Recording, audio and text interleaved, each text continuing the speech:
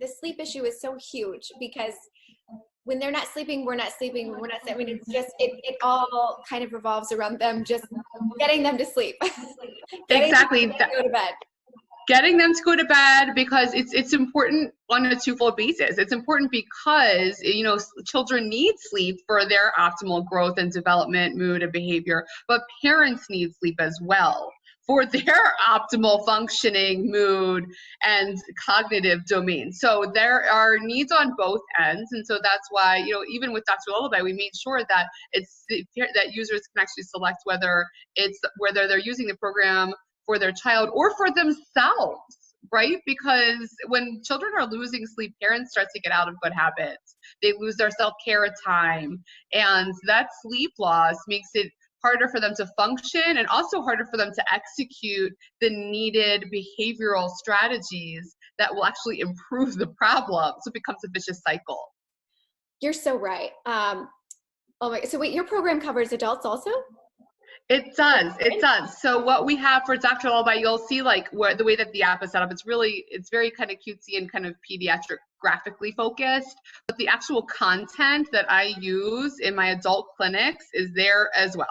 So if a parent is like, this is fine and dandy, my kid's actually doing okay now, but I need to work on my own sleep, they can, you know, actually log in and put, you know, they can download that for themselves and then say, I'm doing this program for myself. Oh my gosh, I can't wait. I have a 3 and a 7-year-old, and they're kind of entering, well, we'll talk sleep regression in a second, but they're kind of entering something new. But I find I'm not sleeping, and I'm like, I don't understand what's happening here. This is right. Right, exactly. It definitely does. It becomes a family problem. So that's why when I talk about this, I'm like, I'm not just trying to help children. Yes, we're trying to help children, but we're trying to help families in need, because sleep becomes a dysfunction of the household. Evenings become chaos, mornings become rushed and stressful. It just becomes a whole systemic problem for the family when children aren't sleeping well. Yes, yes, yes. Okay, tell me about some common myths that our culture kind of screams at parents, or parents of young, new parents, whatever, that revolve around sleep. Sure. I think the biggest one that I hear or see when people come into the clinic is just they're worried that it's bad for the baby if they're crying, or the toddler if they're crying. It's bad for them. It's bad for them to to leave the child on their own for sleep, because then the child is crying and that somehow feels like it's wrong or bad. It's going to hurt them. It's going to damage them long term. They're not going to have effective attachments, etc. And, you know, to some degree, I would say that in the first couple months, you really do need to kind of build that sort of newborn, parent bond, and to be able to show that newborn that, I am here, and, I will be responsive to your crying, and you can attach to me and form this connection. That makes sense. But at a certain point, then usually right around the third month, these babies start to develop the neuronal capacity to self-soothe. And they actually sort of have that ability to learn how to calm themselves down. And so the dispelled myth is really that it's not necessarily bad for babies or toddlers or children to cry. It actually gives them a chance, an opportunity to learn and practice self-soothing. So I kind of, when parents are experiencing this awful guilt, which is so real, the guilt that they feel when their babies or toddlers or children are crying, it's pangs of guilt that are, visceral, physiological, and that can happen. But what I ask of parents is to try to use what I call a cognitive reframe. Try to change your mindset so that you're kind of thinking about this more as you're giving your child the opportunity to learn and practice self-soothing, distress tolerance. I mean, what a beautiful, important skill to give to develop. If they turn into, I was saying in a lecture the other day, I'm like, we all know those adults in our lives that just have no distress tolerance. Something's going wrong, and it's like, wow, the sky is falling. It's life is over. Their ability to manage stress, to tolerate stress, to self-soothe is just not present. And so those could, you know, what I ask of the parents is like, let's try to build these children that have that ability so that they don't turn into adults like that, you know, so that when an analogy. Yeah. Oh my gosh. I'm totally that parent that I'm like, oh, but I need them to trust me. I need them to know I'm here all the time. But the truth is, when it's midnight, I'm actually not there. Like I'm not emotionally there. I'm not patient. I'm not in the zone. Exactly. And that's life. Yeah. Right.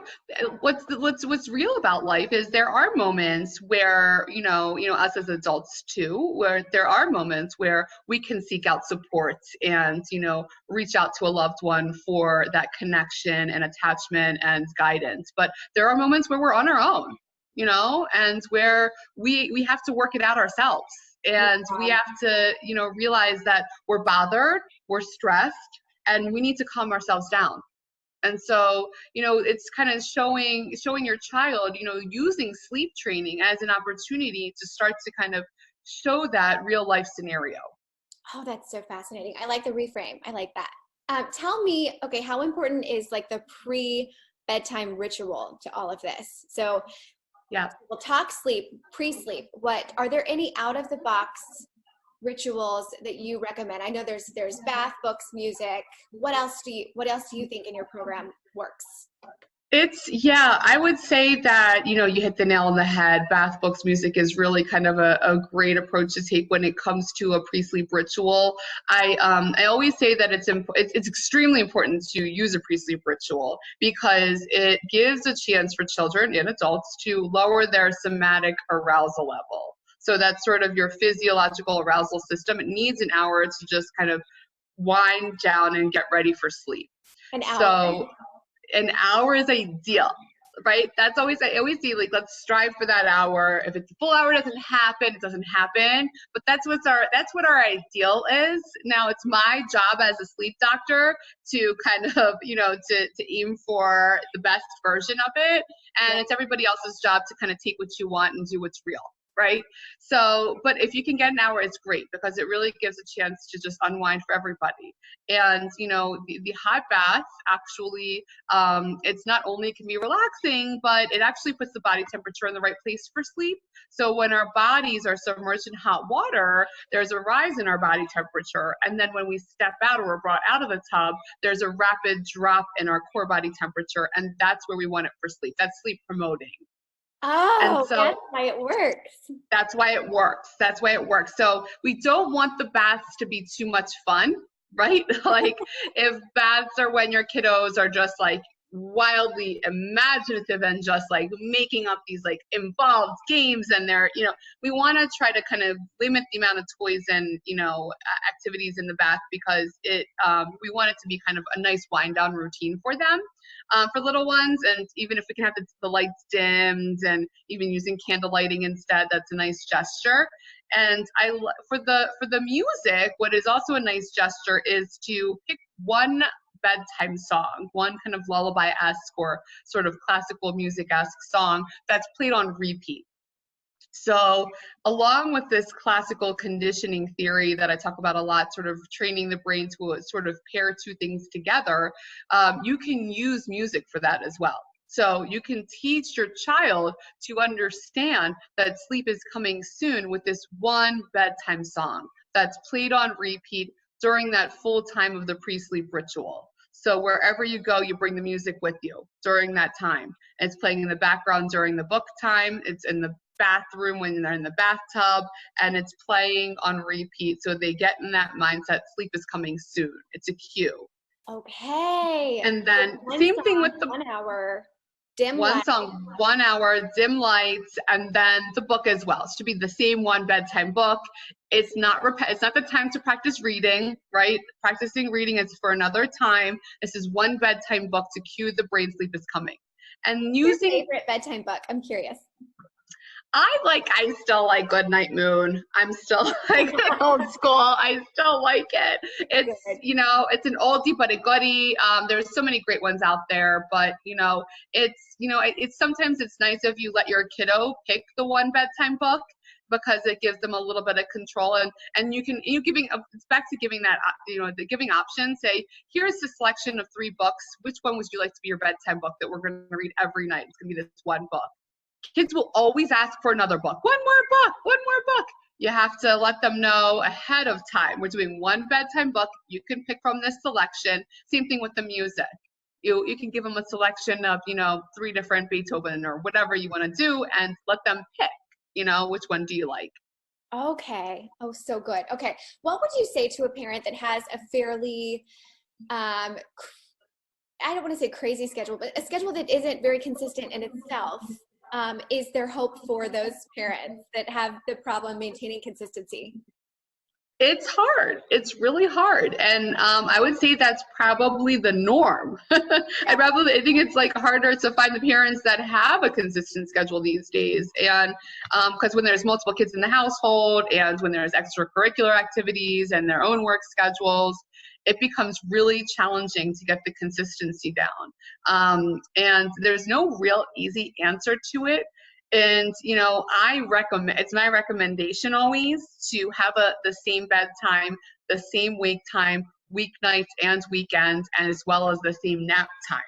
So that's kind of our recommendation, and it's not always easy. And also the same pre-sleep rituals start, right? So let's say bedtime's 8 o'clock, pre-sleep ritual starts at 7 p.m., wake time is 6 a.m., nap time is 12 p.m., or, however you're going to set it up. But, if it's possible, fantastic. It's a lot, the more structure for kids, the better things go. Structure and predictability are great for kids, and it's also great for adults too, because we do thrive on routines. Human beings thrive on routines. But, if you can't get to it, at least trying to anchor the wake time, and trying to, and maybe if possible, if there's other folks that can help out. So I've had families that will tell me, I really want to do this right, but I'm not going to be home. Like, I have X, Y, and Z in the evening, so there's no way I'm home by 7 p.m. My kids are there, but I'm not. They'll have, maybe and do bedtime. It's not necessary that the parent has to do bedtime. I know parents want to do bedtime, and there's also, it's kind of back to that sort of some of these thought processes that go around, and the guilt, but that goes around to it. Parents are it's tough for them to digest the idea of their little one going to bed without them there. Yeah. And so if you're kind of deciding between me being there and my kiddo going to bed on time, I would probably err on the side of having somebody else help, even if it's, hopefully it's not every night like that, but the couple of nights a week or whatever it is where, mom is getting home late, somebody else does bedtime, even if it means I won't see them until morning. Okay. That's really fascinating. I hadn't thought of that option either. Okay. Let's talk sleep regression just a little bit. We're right in the zone there.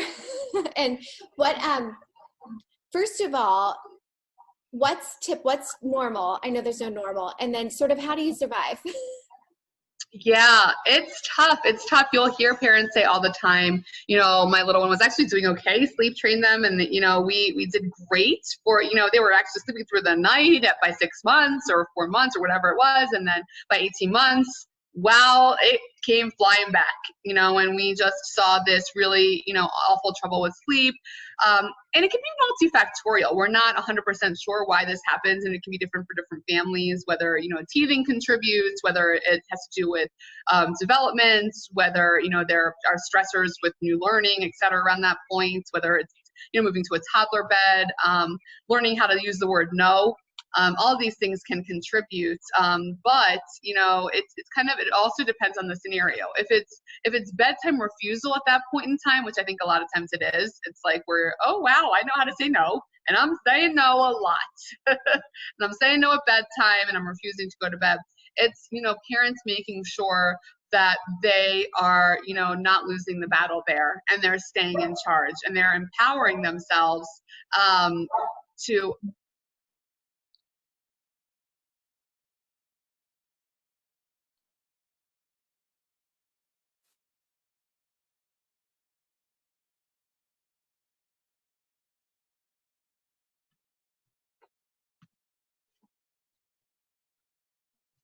Okay, so sorry about that. I'm switching rooms. You're so fine. Do you have dogs? Were they your dogs? Yeah, that was my pup. I love it. Oh, that's perfect. So, okay. So I would say that, we want to make sure that, they're empowering themselves at that point to not letting their little one run the household, right? I think that that's kind of what happens. We talk in family systems and family theory and family therapy, we talk about the family hierarchy.